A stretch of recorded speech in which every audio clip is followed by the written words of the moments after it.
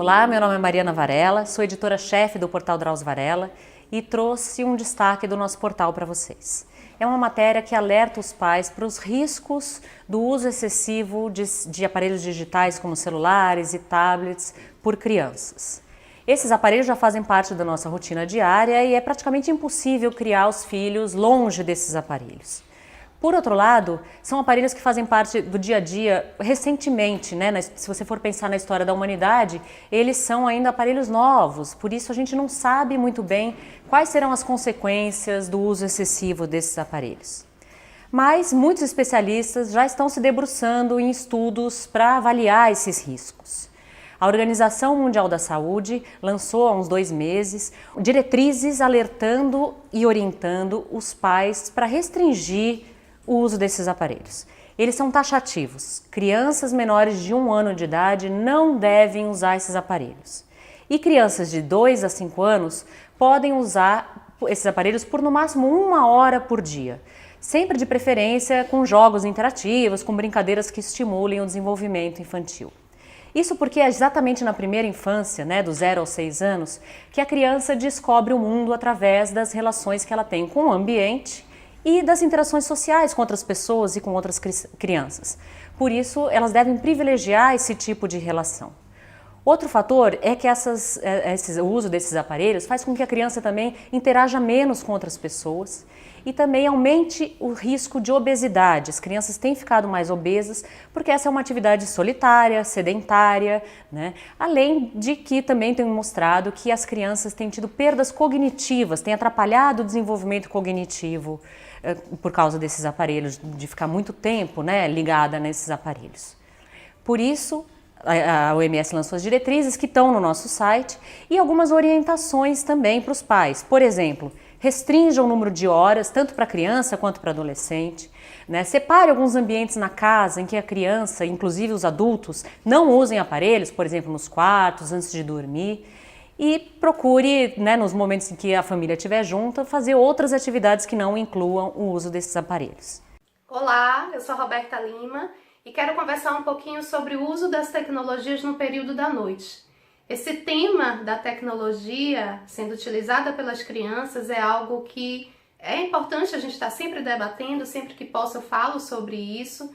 E não é em relação apenas à questão do conteúdo que a criança está acessando ou o tempo de uso que ela está, né, tendo acesso, está tendo contato com a tecnologia ao longo do dia, o quanto isso está ocupando a rotina em termos de carga horária mesmo da criança. São fatores que a gente realmente precisa estar atento, precisa monitorar, mas além dessas questões, a gente precisa atentar também para o horário em que a criança está acessando o recurso tecnológico. Porque o que acontece é que quando a gente está com a exposição, né, os nossos olhos estão ali expostos à tela de um tablet, de um smartphone, tem uma luz muito forte sendo emitida que acaba promovendo uma certa inibição no hormônio que induz a gente ao sono, o hormônio da melatonina. Então é muito importante que a gente fique atento e que a gente restrinja, que a gente realmente evite ao máximo fazer com que a criança e até nós mesmos, na verdade, que a gente acesse a tecnologia nesse período da noite e entenda um período da noite quando realmente o sol se põe, não é? A nossa biologia, ela entende dessa forma, não tem mais luminosidade, não tem mais raios solares, o nosso organismo, a nossa fisiologia entende que estamos entrando numa fase em que é preciso preparar o corpo para repousar, para induzir ao sono. O sono é algo importantíssimo para todos nós e para a criança mais ainda, porque está em fase intensa do desenvolvimento cerebral. Quando a gente dorme, a gente tem uma oportunidade de restaurar e até mesmo de fixar novos aprendizados. Então imagina a criança que todo dia está aprendendo coisas diferentes, precisa ter um sono de qualidade, precisa ter um sono reparador.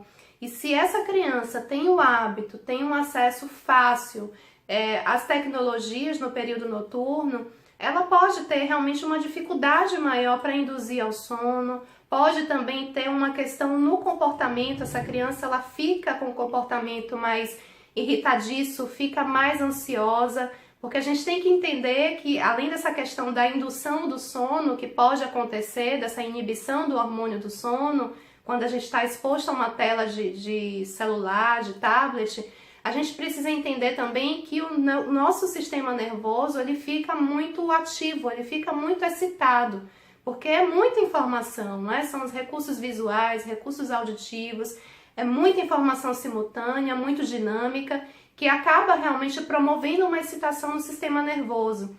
Então é importantíssimo que nesse período da noite a criança fique realmente com outras opções de atividades que sejam mais relaxantes, que sejam inclusive até mais integradoras, não é, entre ela e seus pais, algum membro da sua família.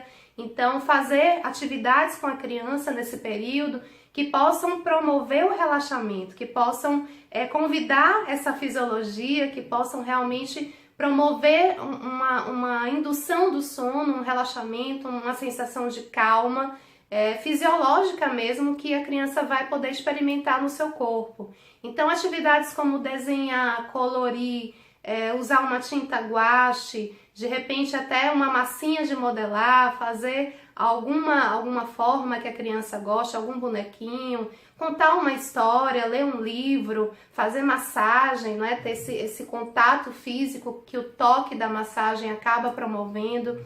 Tudo isso são atividades que vão realmente ser mais favoráveis, serão mais propícias para esse horário, vão favorecer a indução do sono, vão refletir no comportamento da criança, vão potencializar a qualidade desse sono. Esse sono vai ser mais restaurador, vai realmente conseguir fixar as questões mesmo do aprendizado que a criança teve ao longo do dia. E sem contar que uma atividade como essa, não é, uma dessas que eu citei, acabam sendo atividades que trazem um certo teor de intimidade maior entre a criança e os pais, de atenção afetiva, não é? E efetiva, de presença, de contato maior.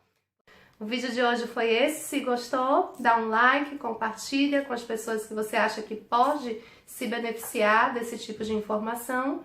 E a gente se encontra ao longo da semana nas redes sociais da Terapia da Criança. Até o próximo vídeo. Tchau, gente. Um abraço.